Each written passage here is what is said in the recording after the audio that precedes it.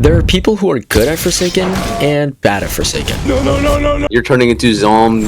Most people think it's as simple as that. Lots of playtime and wins equals goated, right? Wrong. Let me tell you, there's levels to it. From worst to best, let me show you the...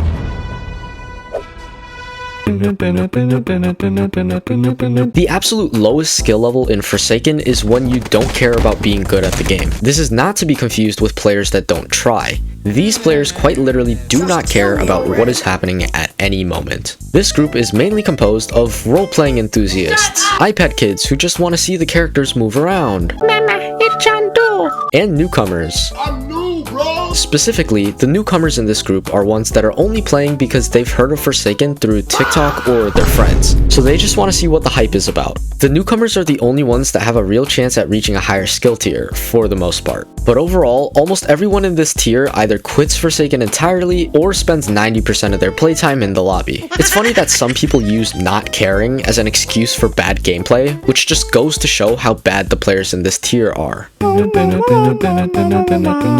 This next skill level is actually not much different from the people who don't care, but at least these people put in some level of effort. I'm trying. However, they will forever be held back from understanding the game mechanics at even a decent level for one reason. Bad devices. Whether it's their internet, their computer, phone, tablet, console, whatever. Their lag prevents them from playing the game as intended, and therefore they can't even begin to learn any techniques. It's almost as if they're playing an entirely different game, and anyone in this tier has my sincere condolences.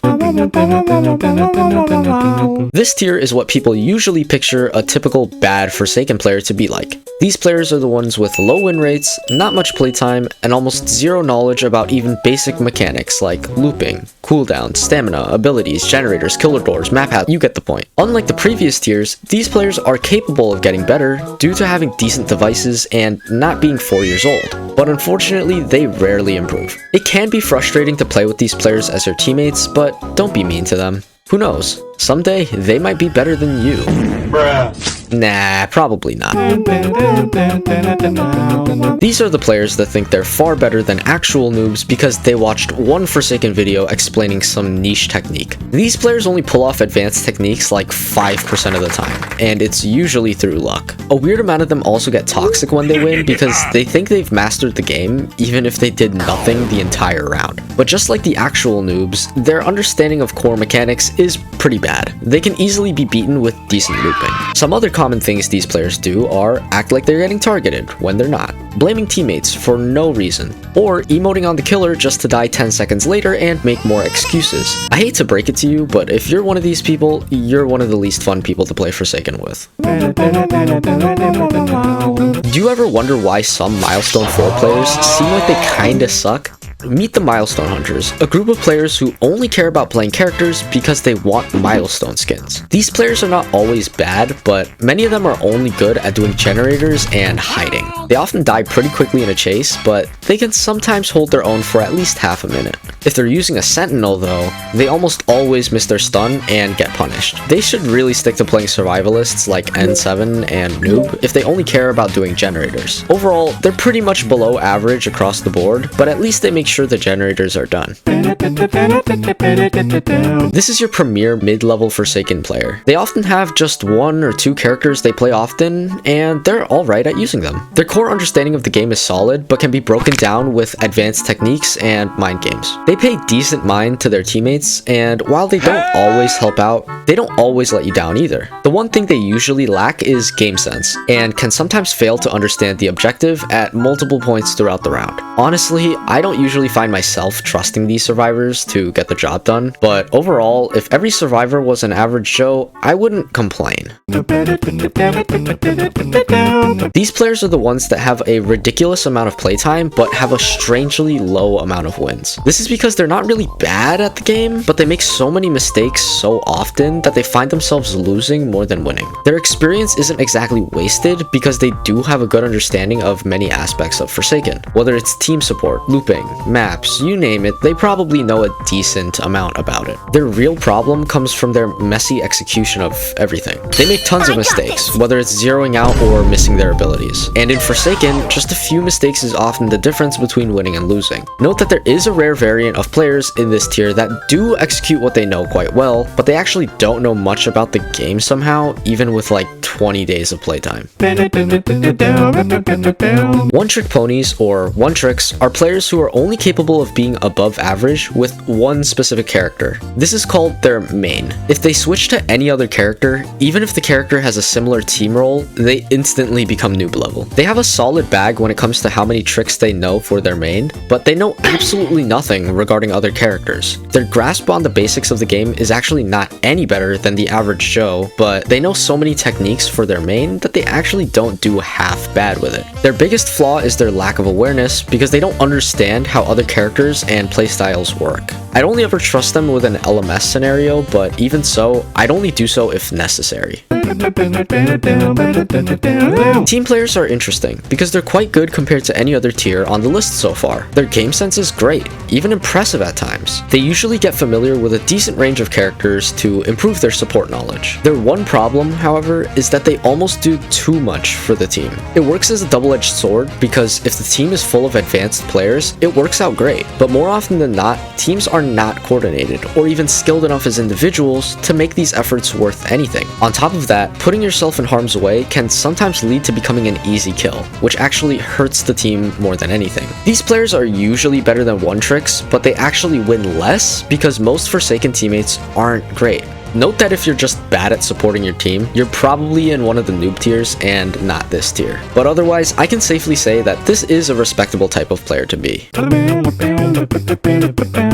Do you have that one friend that's weirdly good at any video game they touch? Maybe it's yourself. Whatever the case may be, this is the skill bracket for them. Advanced casuals usually have a somewhat low playtime paired with a surprising amount of wins. They have an eerie level of game sense despite a fairly low level of experience. All it takes is a few rounds of trial and error before they're better than an average Joe. They never go out of their way to research niche techniques or optimizations, but somehow naturally learn to do a bunch of them. However, their main problem is that anyone with more experience and a deeper bag of techniques can easily catch them off guard. Their adaptability kind of makes up for this, but it still doesn't stop them from being outplayed. You can think of these players as the opposite of one-tricks. They aren't particularly great at any one character, but their understanding of the basics makes them far more reliable. The most impressive thing about these players is definitely how quickly they can learn. Players in this tier are quite timid and humble, so chances are if you think you're in this tier, you're probably not. Sorry to burst your bubble.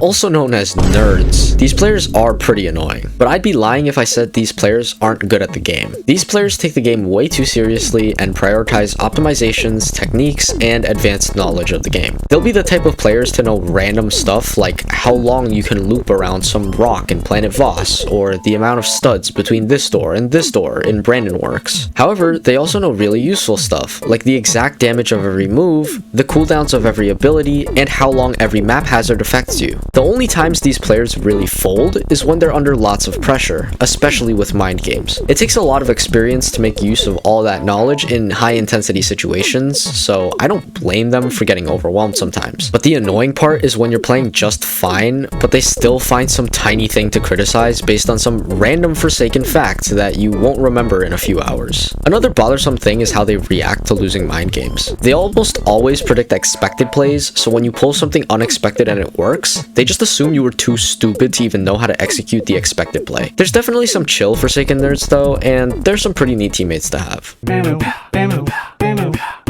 Now, before I say anything, it's important to understand that just because you have a lot of playtime doesn't mean you're in this tier. No-lifers are players that have tons of playtime with the skills to show for it. They understand all the core mechanics, know many useful techniques, and do great with mind games. They've made tons of small adjustments to their gameplay over hundreds of hours, setting them apart from the newer players who haven't even begun to think that deeply about it. They're incredibly good with at least one category of survivor, whether it's sentinels, survivalists, or supports. They probably have a ton of characters at Milestone 4 simply from playing the game without focusing on EXP. There isn't really any notable weakness in their gameplay. I guess sometimes they aren't as informed as players in the Analyst tier, so you can make use of some fresh new technique after a balance update to hopefully catch them off guard. Otherwise, you'll only really beat these players if your character matchup and the map for the round are in your favor. Of course, you'll also need to be better than an average Joe.